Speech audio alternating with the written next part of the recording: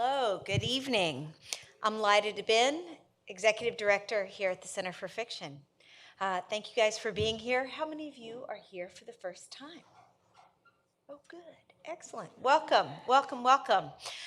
So if you don't know, the Center for Fiction is a 200-year-old cultural nonprofit. Our mission is to encourage people to read and value fiction and to support and celebrate its creation and enjoyment. So we do that work through public events like this one, reading groups, writing workshops, all offering vibrant, accessible, inclusive programs that welcome a wide community to experience the joy of story. So through our Kids Read program, we offer immersive reading experiences for children. We support early career writers with our First Novel Prize and our Emerging Writer Fellowship. And so applications right now are open for the Emerging Writer Fellowship. So if you are a New York City-based fiction writer and you have not yet published a book, apply before May 31st, coming right up. Information on our website. While you're on the site, do sign up for our mailing list and follow us on social and support this work. Become part of this center, creating a home for readers and writers, and you'll be tuned into all kinds of activities and come back and see us soon. A couple of logistical details before we start the program and bring on our authors. As you saw, we collected questions for the audience Q&A in advance. So Tia will get through as many of those as she can at the end of the conversation tonight. And Sunny was kind enough to pre-sign copies of her novel and will be personalizing books on the other side of the wall after the event. One important aspect of our mission to highlight is the reparative power of fiction, and tonight's event celebrates that power. Sunny Hostin's New York Times best-selling Summer Beach series aims to make beach reads more inclusive and spotlights historically Black communities. We are thrilled to welcome Sunny here tonight to celebrate the third and final installment of the series, Summer on Highland Beach. You all know her as a 4-time Emmy Award-winning co-host of ABC's The View and a 2-time New York Times best-selling author. Joining her is writer and journalist Tia Williams, whose latest novel is A Love Song for Ricky Wilde. Please join me in giving them a warm welcome.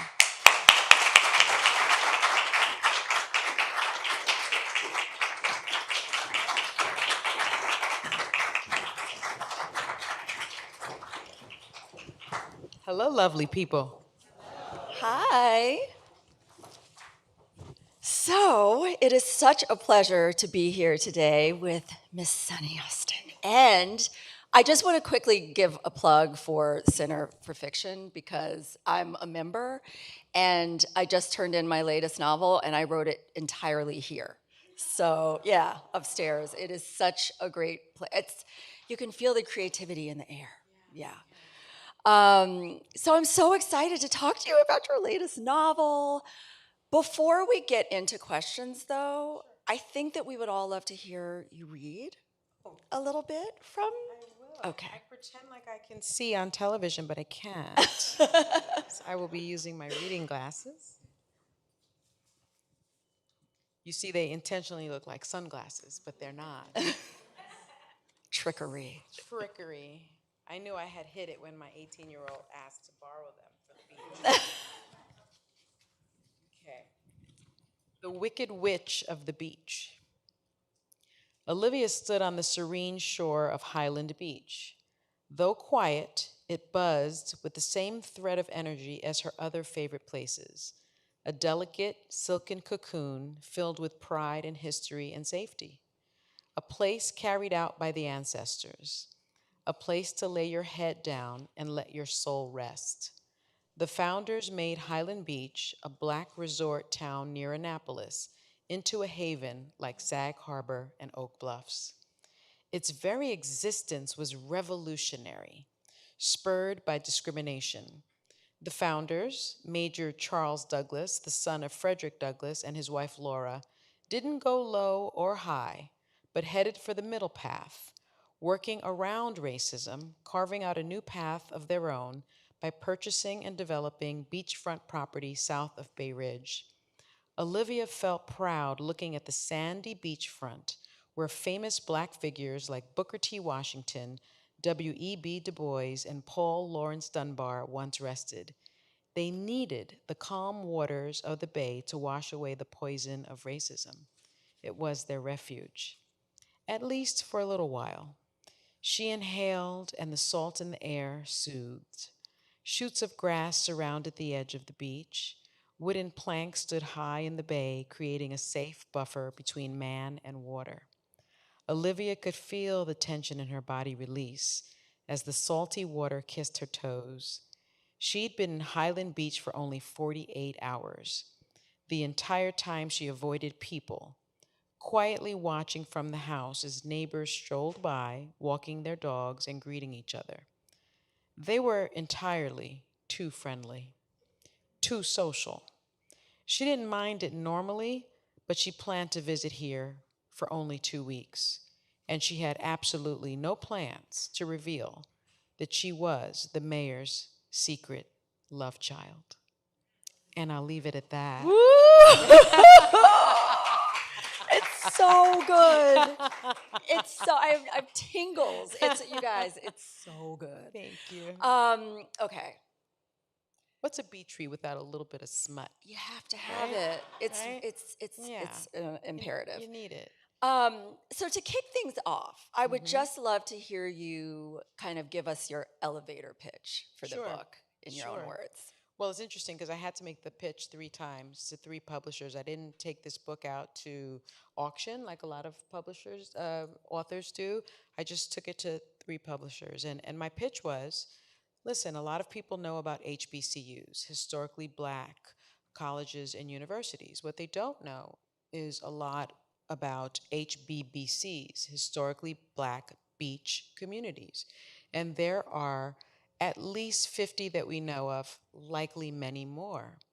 And one of them is Oak Bluffs on Martha's Vineyard. One of them is Sag Harbor, the Sands community, and another one is Highland Beach, which happens to be the oldest in the country. It was founded in the late 1800s by the son of Frederick Douglass, and it was his summer home, and his summer home is still there. And Toni Morrison said, if there is a book you want to read and you cannot find it, then you must write it.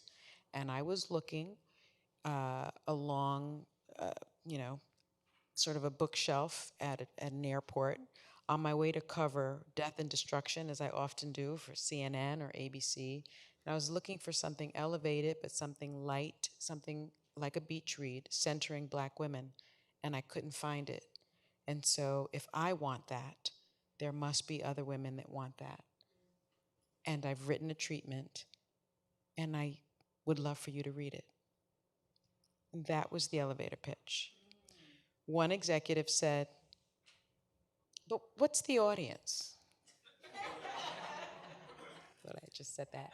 But I said, African American women are the largest demographic with the most education, the most PhDs, the most master's degrees, the most degrees, most book clubs. If you're Oh, listen. love Yeah, we love a book club. a book club. And I said, I'm a member of Alpha Kappa Alpha. I'm a member of the Lynx. I'm a member of Jack and Jill of America. I have a book that I have to read for each group every month. And sorry, that's one of my children or my husband. I'll turn that off. I'm gonna embarrass her. Hi, sweetheart.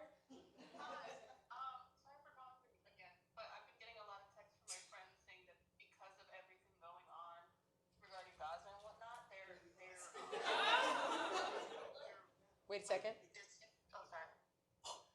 Yes.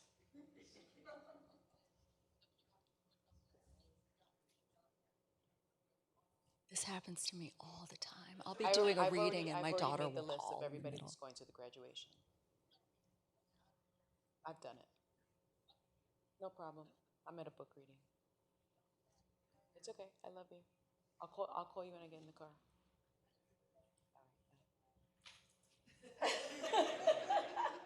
She's beautiful. I saw her picture pop up. Oh, She's graduating from high school tomorrow. yes, ma'am. There's an encampment, so we're So that was my pitch. And first, there was a pass. Second meeting, there was a pass with sort of the same question. What happened? And then, oh, first was a pass. Second, you would think I would know by now. Second was a pass, and then the third editor, Carrie Ferrin, who became my editor, said, "I get it. I want to read it, and it's not just one book; it's three." I said, "It sure is. It's three books. It is a trilogy, right?" She's like, "Yes."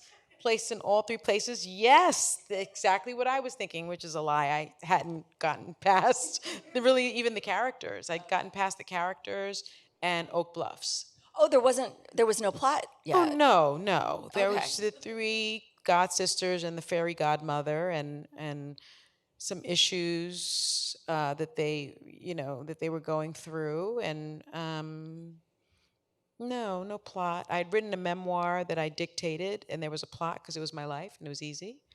And then this was just these people that, had generational wealth. I was tired of reading about Black trauma. I wanted to read about Black excellence, right? I wanted that. I wanted to read about generational wealth because I knew it existed because I had gone to these places and been told these stories about how their great great grandmother had bought this land and built this home and they still lived in it to this day, and she got it, and before I knew it, I think it was a Wednesday, and by Friday I had a 3-book deal. Oh my gosh, Yeah, that's yeah. amazing. And then it scared the heck out of me. Yeah, it's like, who's going to write this? Yes, that's exactly what happened. I went, oh no. Now there's work to Now do. there's work to do. So I want to focus on one word you used was elevated. Yes. And I've read that summer on Highland Beach has been called an elevated beach Ellen read. Hildebrand called it that. Oh, was it Ellen Hildebrand? Oh my God. What is your definition of elevated beach read, and why is this elevated? It's interesting. I didn't have a definition. I didn't call it that. But when she interviewed me for her podcast, she said, "I read your book. It's elevated. It's an elevated beach read." And I think what that means is people think about beach reads as non-serious. Some of them deeply unserious, right? And you're on a beach and you're having rosé all day and speaking to friends and you're flipping through and it's light and it's airy. It's sort of like watching Emily in Paris, but without all the fabulous clothes, and which I love, by the way. So that's not shady. And for me, I wanted historical fiction because I love history, and I feel that our history is being erased so much. So each book that I write, I go to the place, even though I know these places intimately, and I bring a researcher with me and we dig in and we want to know if the stories that we've heard are true or not. We want to know. We speak to people. In fact, for this book, I visited Highland Beach. There were about 100 homes, no Airbnbs, no hotels, no restaurants. 100 No homes, restaurants. not one. It's about half an hour from Annapolis, so you can get busy in Annapolis, but you're gonna not do that at Highland Beach unless someone invites you to their backyard. And what was wonderful about the research we did was that we literally found out that that was intentional because once they bought these properties, people were coming in and trying to buy them and trying to and they passed all these laws and all these rules about who could buy and who could not. I don't know how they kept it that way, but they did. And I met with 3 octogenarians, and they said, "We're going to tell you our stories, but you must keep them safe. You must care for them, and you must treat them with the dignity that they deserve." I hope I did that. I think I did that. But You did that. thank you. And what I learned was that Frederick Douglass had a home there. His son built a home right on the water so that his father could sit there and look out across the bay at the place he had been formerly enslaved. And Frederick Douglass was afraid that his grandchildren could possibly drown in the bay. And he asked to swap homes with the home across the street. And so as I sat in the home of the octogenarian, whose great grandmother swaps the home, she told me this story. And she said, so this is his home, and I can show you things, but his museum and his fake home is over there. So I went to the other home, and you could still sit on the porch and look across the bay, which I did. I sat there. And people don't believe in ghosts and spirits. I do. I do. Things like I do too.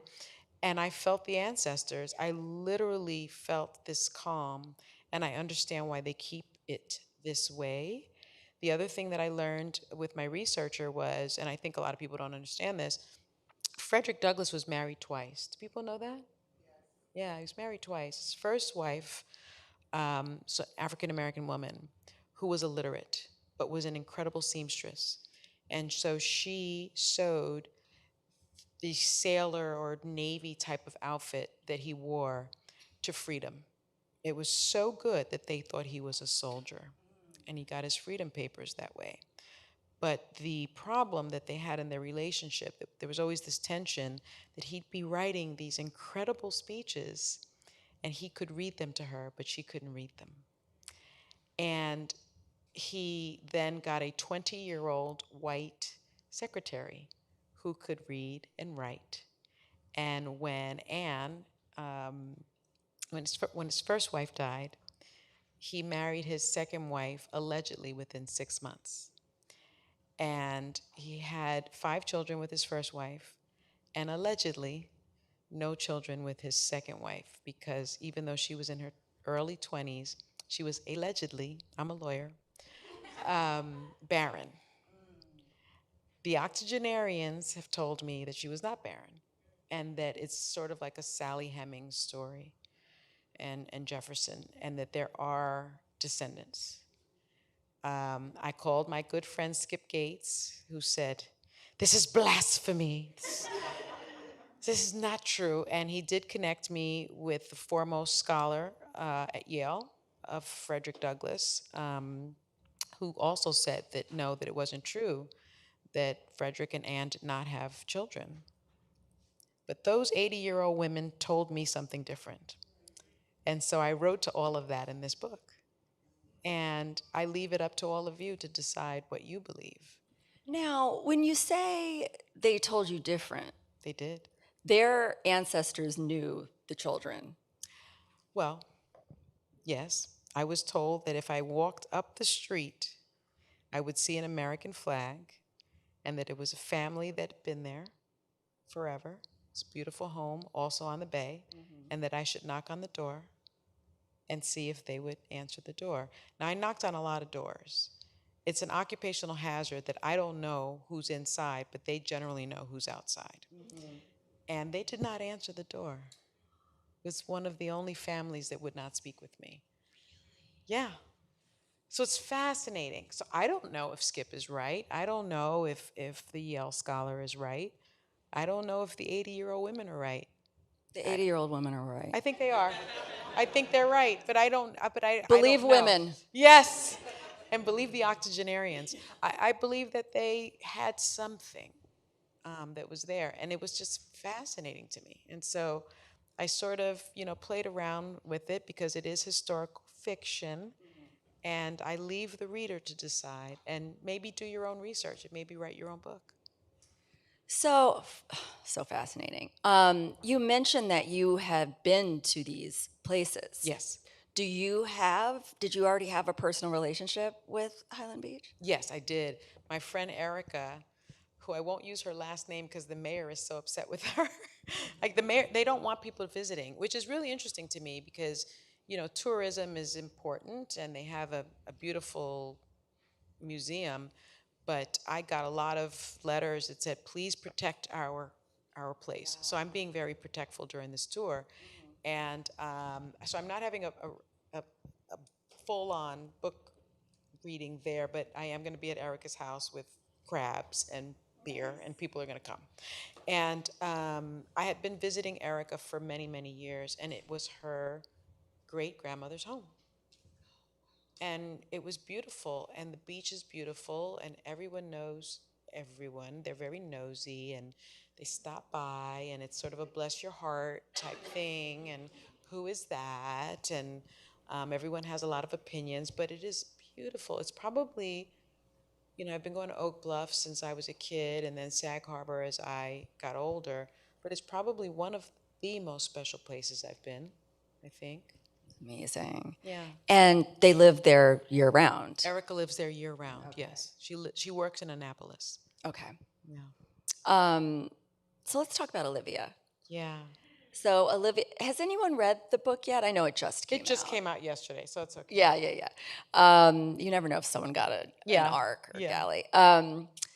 So her journey towards self-love and self-acceptance, feeling worthy, it's so relatable. Yeah. What drew you to exploring her character? Yeah, it's interesting. When I started sketching out the characters, I'd never written fiction before. So, you write what you know. Lin-Manuel told me, I said, how did you come up with like the Heights and like Hamilton? So I did a lot of research for Hamilton, but the Heights, I wrote what I knew. And so I decided to write about my friends' love lives, basically, and my friends' relationships and friendships, and my friendships. So Olivia is my friends, Kathy and Tamika. And we all grew up together. And one thing about Kathy in particular is that she looks like Naomi Campbell, but maybe a little prettier, if that's even possible. If that's even possible. And so I'm growing up with this girl, and she's tall, and I'm skinny, and she's voluptuous, and I'm like nerdy, and she isn't. She's the life of the party. I'm not. And we'd go out as college freshmen, and all the guys would come up to me. And it was so weird. And I was like, do they not see her? I was 16 in college. I got skipped a couple grades and stuff. So I was like corny. And I'm like, why are they coming up to me? And she said, it's because of what you look like. It's because of your color. And I was like, that's not possible. She's like, no, that's what's happening. And it did. It happened over and over and over again. And and so Olivia was a love letter to her because I rejected what she was saying to me. I was like, maybe they just like my personality. Maybe you're too fun. I was coming up with all these excuses. And really, in the 80s, she was right. There was this thing that was going on. And I wrote to it. And when she read part of it, and I can tell you that too, because I had a writer's room, which is something that I don't think a lot of authors do. She was like, this is me, isn't it? And I said, it is you. And I apologized to her for just not, I guess I just didn't understand it. I didn't understand the privilege that I had. I didn't get that. I was like, there's pretty privilege and there's, tall privilege and moneyed privilege. And I was like, I'm from the South Bronx projects. I have none of that. And she was wealthier. So I was like, what are you talking about? And I was dismissive of her lived experience. And as you get older, we've been friends now 40 years. I got it. And that is Olivia. And Olivia goes through this journey of, not knowing her father, not being close to her mother, not feeling loved, not feeling pretty enough, not feeling good enough, but being really well educated and having a great job, and sort of questioning, well, why are people attracted to that person? And why am I not as successful as I deserve to be? And this really was this is my friend's life, who has found love with a guy named Doug. Oh, we love Doug. We love Doug. We love Doug. He's great. And I wrote about it. And when I wrote the first book, I thought Amma, who was my favorite character, would be the protagonist, would be the favorite character. But it was during the pandemic, and so all my book tour was virtual. And so I was like a captive audience, for better or for worse. And all the questions were, what about Olivia? I don't like the way Olivia got treated, you know. Olivia got a lot in the first book, okay? There was she didn't get enough and she wasn't loved and the others were. And I realized, my goodness, like there's so much more there. And before I knew it, the second book had Olivia centered. And now this book, I think Olivia comes full circle and finally, you know, finds what she needs to understand that she gets to decide her identity and she gets to decide her worth and she gets to decide her value, no one else. And that's the sort of moral of this. Isn't it interesting how you can have ideas about your characters and who's the star or who's the, but the more you talk to your readers, it's like, Yeah. you're not really, after it leaves your hands, It's over. it's over. Yeah, it's gone. And the readers decide. And you don't want to let it go. Yeah. Yeah. Talk to me about the writer's room. So This is so fascinating. it's very fascinating. I did a cameo in a series called Power. Yeah, and I was invited into this writer's room. I was like, this is really cool. I have like a 5-second cameo. Um, and they invited me in, and each character would read their parts, and they would just sort of play around, and they would say, "Oh, this isn't my voice," and the writers would work with them, and it was really kind of cool. And I read my little part because it was tiny, and I was like, "It sounds fine to me." But I learned from that experience, that sort of give and take of creativity. So when I started writing Summer on the Bluffs, every 50 pages, I would invite my friends over for wine and food. So I bribed them, and men and women. My husband is my fiercest critic, but just gives very good feedback. And some of his friends and our friends, and I'd have them read parts. And some of them would say, don't put, my friend Floyd, especially, he's not here, is he? My friend Floyd would say, that is me. Don't write about that. That is not fair. And, so we would scrap that piece about Floyd, although he did drop Jill on the beach, and that is in Sag Harbor, while they were dancing and he was drunk. And we just started reading. And the best part about having men and women read is that I write through a female gaze, right? But then I had men that were like, a guy would never do that. And I was like, of course he would. And I guess I think I can spoil. Have most people read Summer on the Bluffs, maybe? Good. So Summer on the Bluffs, I have a couple, Damon and Perry. He's an orthopedic surgeon. She's an Afro-Latina lawyer. I'm married to an orthopedic surgeon. I'm an Afro-Latina lawyer. So in the first version of this, she has an affair with Nikash, a really hot Indian dude whose parents own a restaurant. He delivers food to her when he's not studying to get his master's degree. And they have an affair, and she gets pregnant. And Damon finds out, but they stay together and they live happily ever after, and they raise Nikash and Perry's baby. That was my first version. My husband was like, would never happen. And I was like, they love each other. Doesn't matter. Damon doesn't even want children that badly. He was like, he would leave her. She would be alone. He'd be angry. He may even sue her for everything she has. She has more money. And Nikash is gonna find somebody younger and hotter, and it's not gonna happen. So that was my first version. Like, I thought, what a twist. Right. And then I had another friend, Regina, who said, can't we have Black love? Can't we have Black marriage and a baby? And so that's what we have. But I wanted the Nakash baby. I thought it was great. What a great twist. I love the Nakash baby. Can I we thought it was can great. we put that in something? May come you back, know? may come back. But the writer's room helped me sort of be a little more realistic in what society would accept and what people would accept and what wasn't so just, I don't know, formulaic or anti-formulaic. You know, like what is authentic, and So it was that's how almost I like a write. focus group. Yeah, and we called it the writers' room, and I mean they were so into it, and some people I didn't invite back. Like one person fell asleep, and I was just like, "You're not in the writers' room anymore." And she was like, "When's the next writers' room?" And I was thinking, "Never for you. You fell asleep." And but a lot came back, and I did that for the first and the second book. I only did it for a part of this book because this book is so steeped in history that I worked a lot more with my researcher. So it was a lot more about, well, what do you think? Should we include this?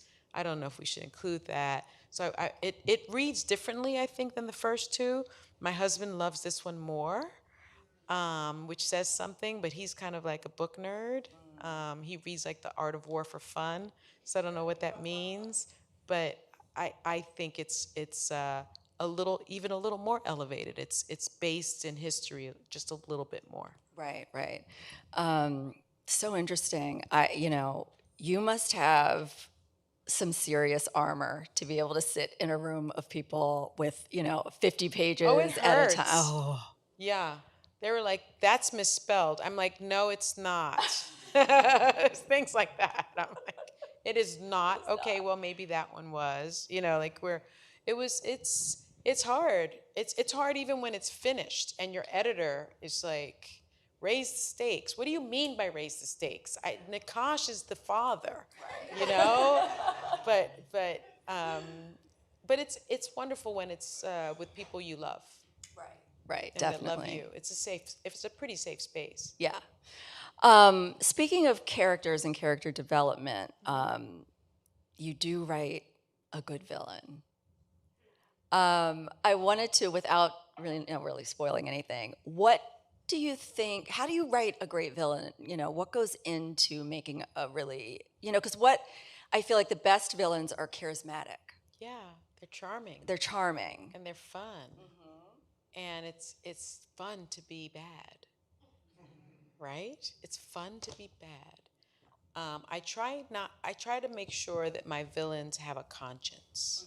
I think that's really important because if not, you have like a sociopath or is it a psychopath? I can't tell. So I try to give them the backstory because I always feel like when you meet that person that you think, my God, how did he end up with 4 criminal indictments and 88 charges?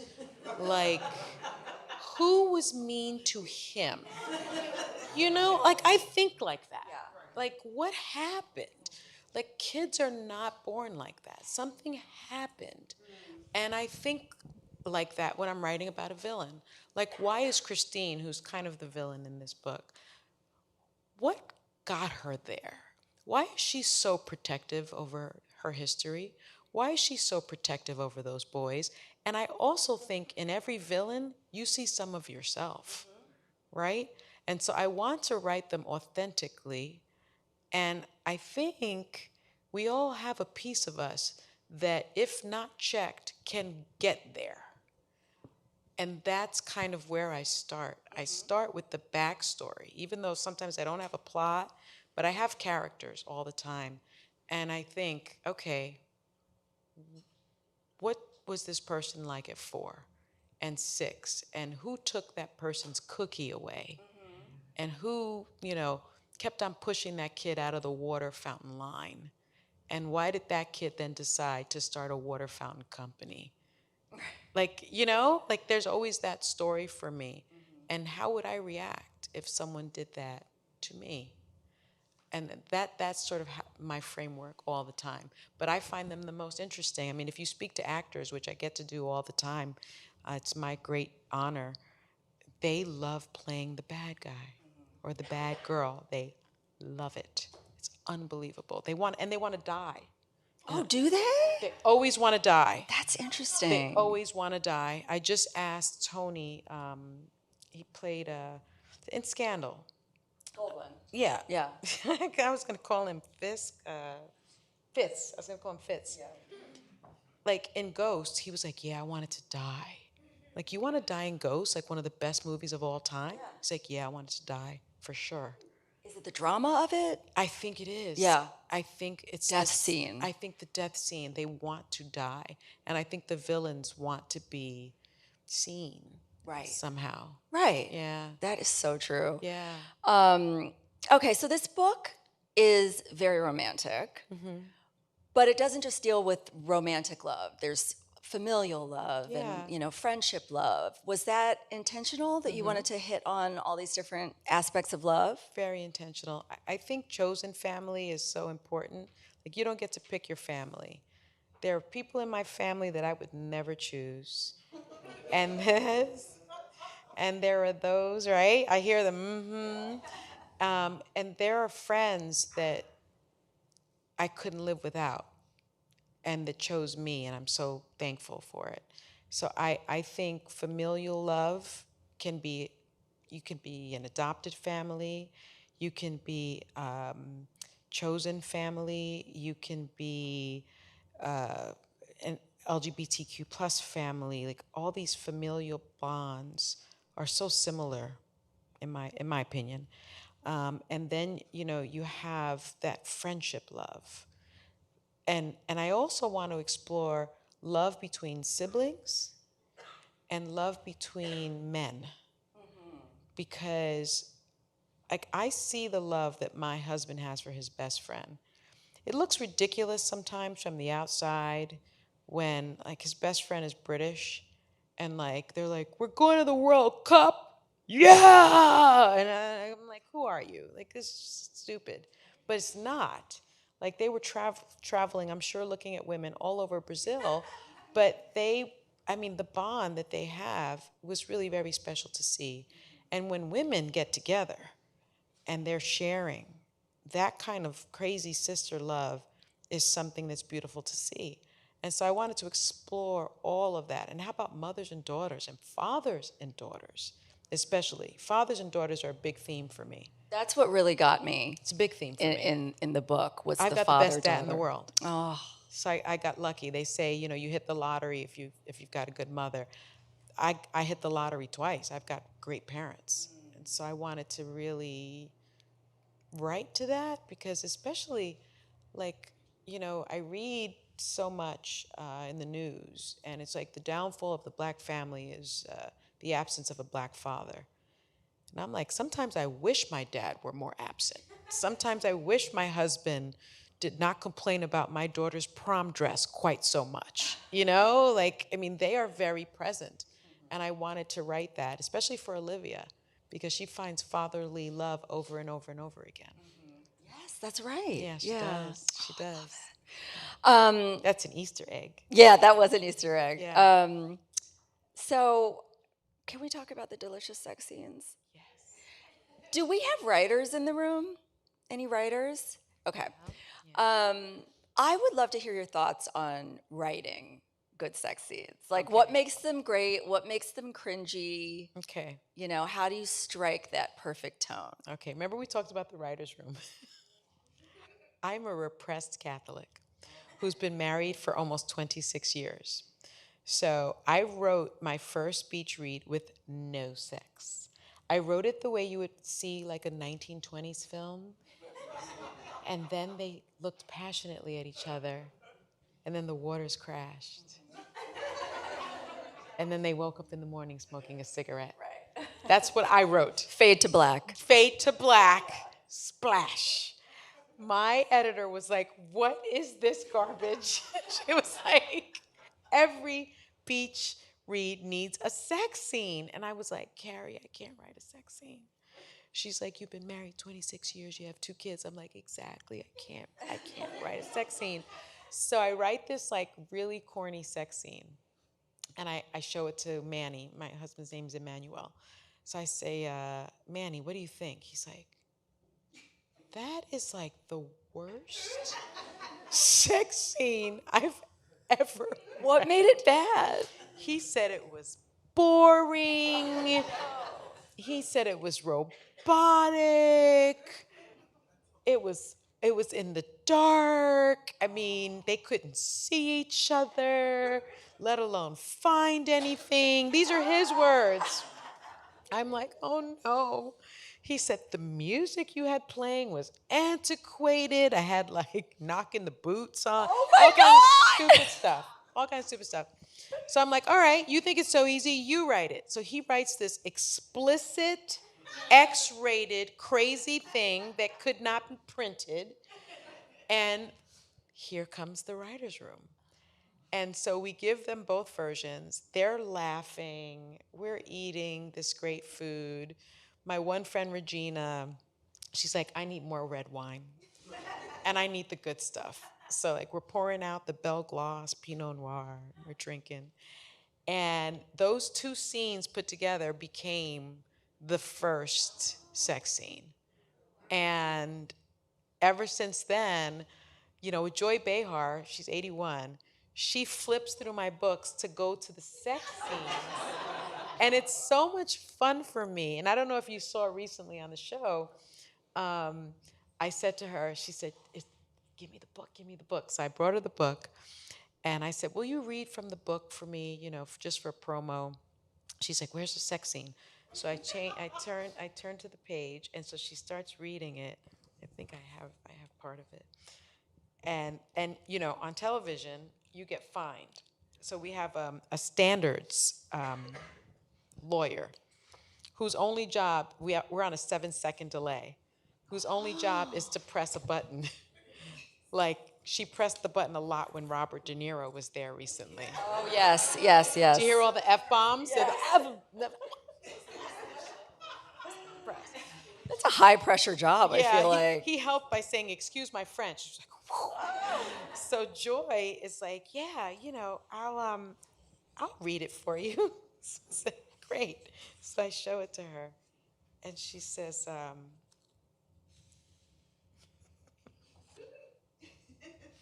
well, I can't find it exactly, but she says, she reads it all, and then she says, and then she cupped his ass. And she's like, and guided him inside her. And then she goes, oh no! right on television. I look over at my executive producer, and he's going like this. And Whoopi Goldberg says, guided him inside her home. And saved the day. Joy is like, we're all getting fired. But Whoopi saved it, actually. She saved it. She did. So then, did you get the button, or We got some of the you got? button. Okay, okay. But ass is okay, cupped is okay, but the rest was not okay.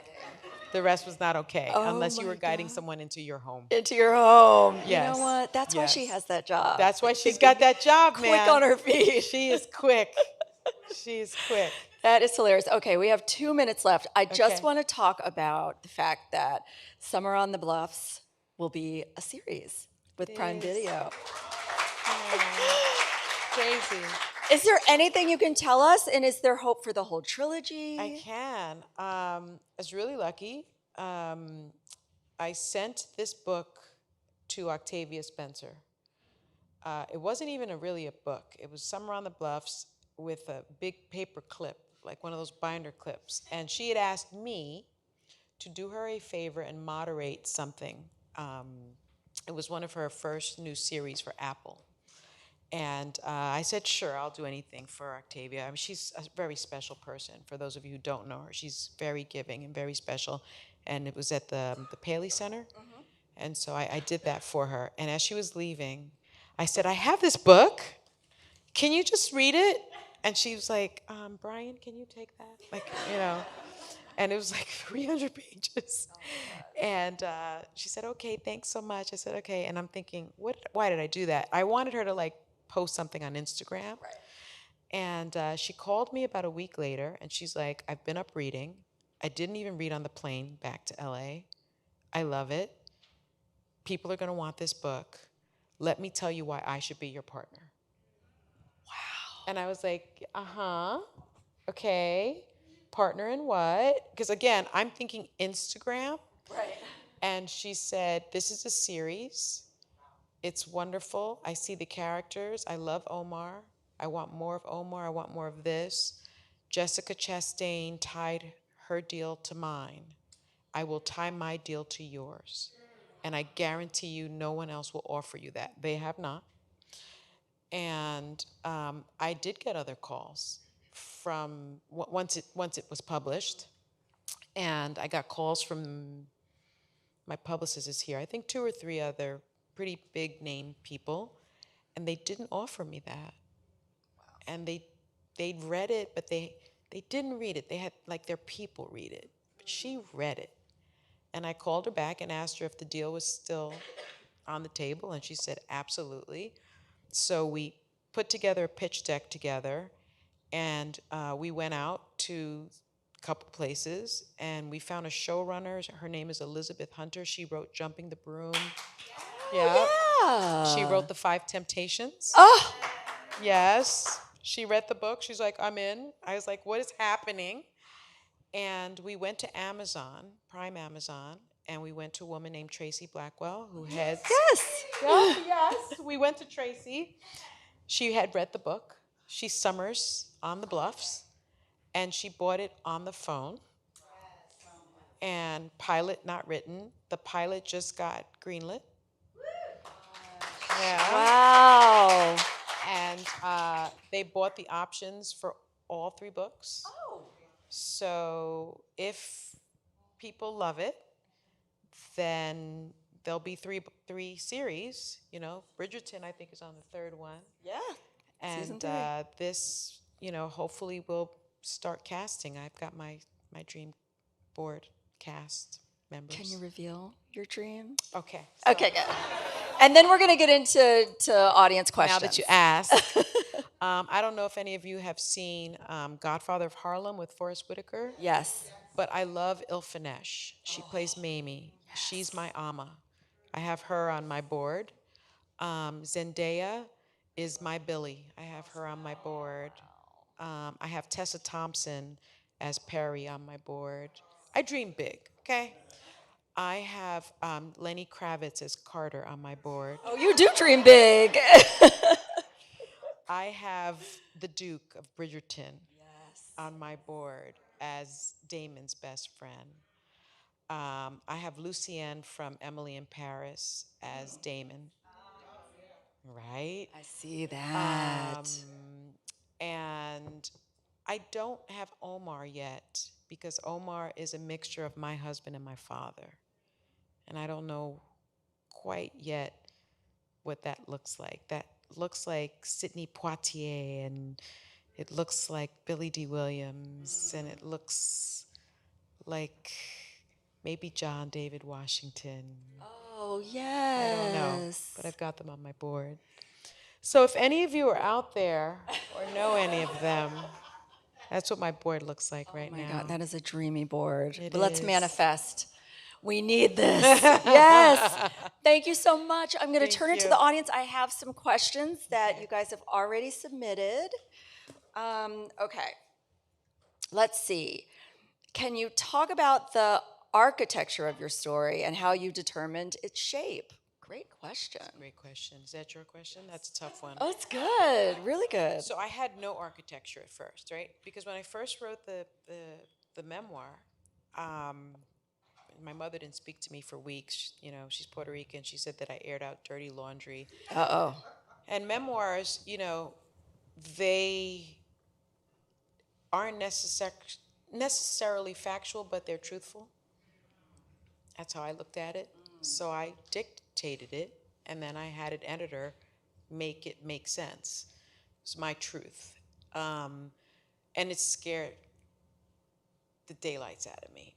So for the architecture for these books, what I started doing is I did the research first of the places. I cut pictures out of people summering in Oak Bluffs. Like I actually went to the libraries, and microfiche is still a thing.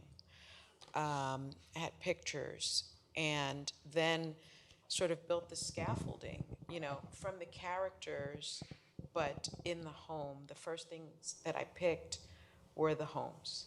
So for Summer on the Bluffs, I walk several miles a day, but when I'm there, I walk about 10 miles. What? So I walk I used to run.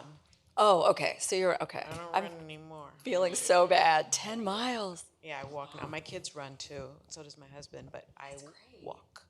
And I do this loop around East Chop, and there's this house that I feel that is my house, and they should give it to me or sell it to me.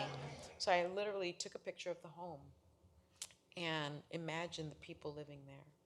The sad thing is, I put it on the cover, and now they have people that take pictures on their porch and knock on their doors. So I've never done that again. These are real houses, but they're not placed in the right.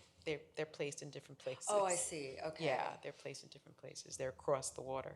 Okay. And so the architecture started with the home, and then started with the rooms. And so I'm sorry. Started with the homes. You think I would know better? Like I'm usually mic'd. I usually don't hold one, but started with the homes, then started with the rooms and who lived in the rooms and what who cooked in the kitchen. What did the kitchen look like? What was cooking in the kitchen? What dish brought people around? And if you read my books, you see the recipe for red beans and rice. You see the love scene between Nakash and Perry in the kitchen because I write the rooms first. How are the rooms decorated? What is the art on the walls? The main characters of each of my books are the homes. So that's the architecture, that's the scaffolding. And then I place the stories of the people in the rooms and then build out. Does that make sense? Yeah. Amazing. And yes, like these rooms come alive in Thank your you. work. They really do. Thank you. Can you talk about how you decided where the exit point of the novel should be and how you determine what the last line should be? These Yeah. are good. The last line. That's you too? That's Oh you? my gosh. Yes. Okay. Well, for me,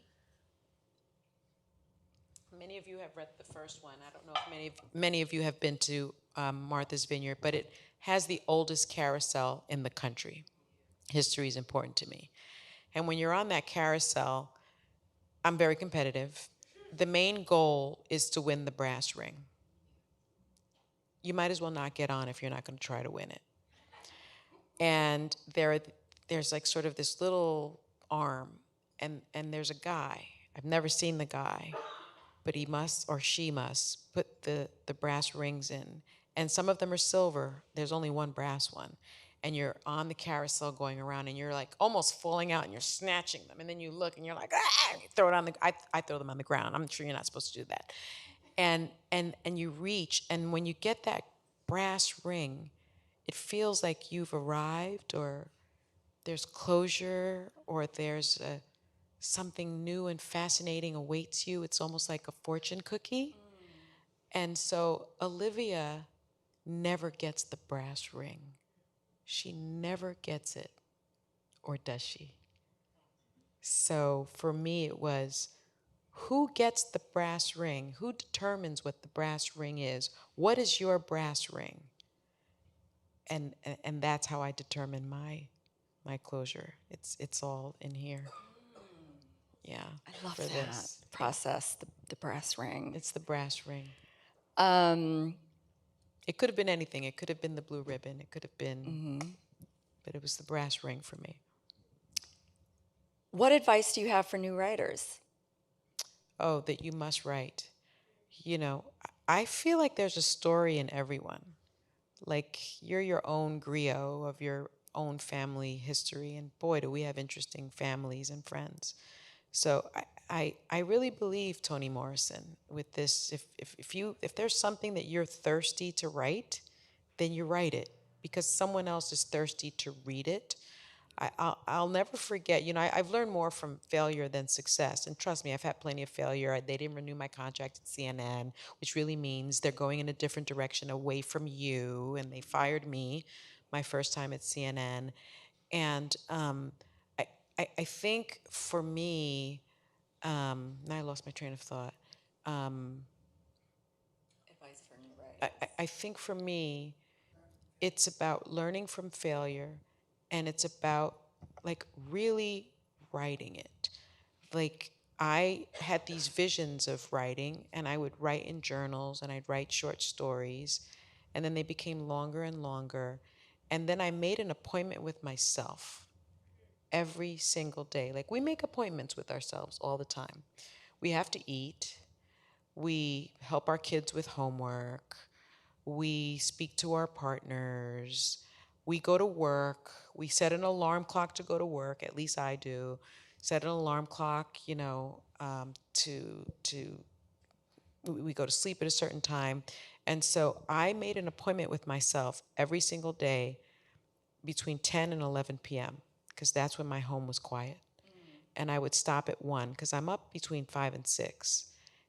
And I would do it just for 6 months. And sometimes on the weekends, I would write longer or shorter. But my advice is to write and always write. And and it's okay if people don't understand what you're writing because it's like not their dream. So why should they understand it? It'd be great if they did, but they may not. But you just never stop writing. One thing I would say is don't do what I first did was I would write, pages and then reread them and think they were crap and throw them away. Yes. Yes.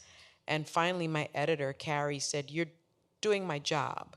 Right. And she literally came over to my home, was digging through garbage cans, and she's like, "This is great.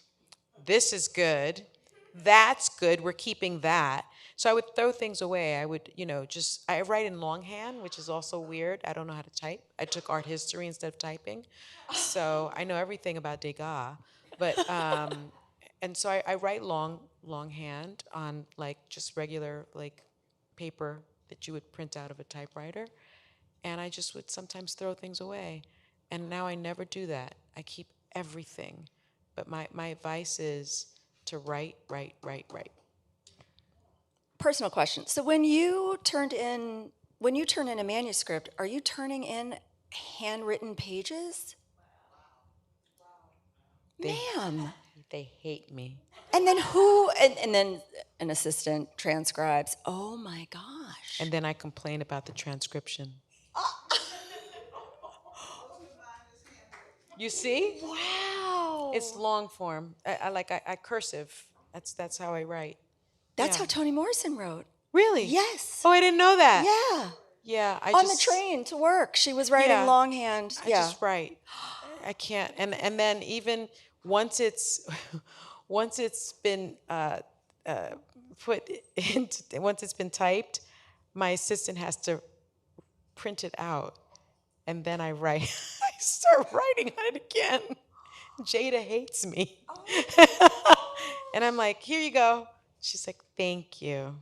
So it's all hard copy. Yes. Wow. Yes, it is. It's all hard copy. I love that. It's easier. It You is can easier. see it. Right. Yeah. Oh, interesting. I love that. Okay, last question. What is your source of inspiration for writing? It could be anything. I'm writing a book right now about a witch's coven. Yes. It's called The Yellow Coven. And it came from the fact that I had a dream. And I have a, just a journal at the side of my bed. And I woke up in the morning and I had a dream about this big tree and these 13 children under a tree with a woman with these dreads. And she was teaching them. And I just sketched the tree out and I wrote names down and I went back to sleep. And then I woke up and I had the Yellow Coven. Yeah. Are the children witches? Yeah. And But there's they don't 13 know, of but them. there are 13 of them, but they don't know their powers because they get taken by the Portuguese and they get brought over to the States. They're eternals. Oh, I'm there. Thank you. Wait, are you a witch lady? Yeah, Same. only 6 chapters so far, but Oh, I'm getting there. Gosh, have you already sold it? And now I'm like talking shop. Like you, on the strength of that alone, just the description. Okay, yes, all right. No pressure. Write your But genius book. there may be more beach reads. I'm not sure. But Okay. what I will tell the writers, the other thing is, like, most books sell 5,000 books during their lifetime. I think most of you know that are writers, right? And that can be so daunting. You're like, 5,000 books. I mean, who's gonna do that? Well, if there's a thirst for it and you love your book, you can self-publish, you can do anything with it. My first book sold 25,000 copies in a week, and I was told there was no audience for it. I was told there was no audience for it. And so I say you write, you write, you write, because if you want to read it, there's an audience for it. And I don't believe this notion that writing is dead. I don't believe that. I think there are so many more beautiful stories to be told. And I mean, we've got to write them. And you know, we don't see the audience for that, or who is the audience for that. It's really just we know who the audience is, but we Yeah. don't see her. No, We don't value her. just write, Yeah, just create. love it. Thank Yeah. you so much for all of Thank your you. wisdom and your beautiful words. You all are going to love this book. Thank you. I'm so excited for you to read it. And I think Thank now you'll be signing, right? Yes, Yes. yes. Thank You you for want me this to? gorgeous conversation. Thank you. Oh, so good to meet you. Thank you. So Sunny's going to be signing right through these doors. So grab a drink at the bar and line up right around here, and you can get your book signed. Yeah, we'll bring you a drink. What can we get you? No, just kidding. But all right, thank you all for coming. Thank you guys.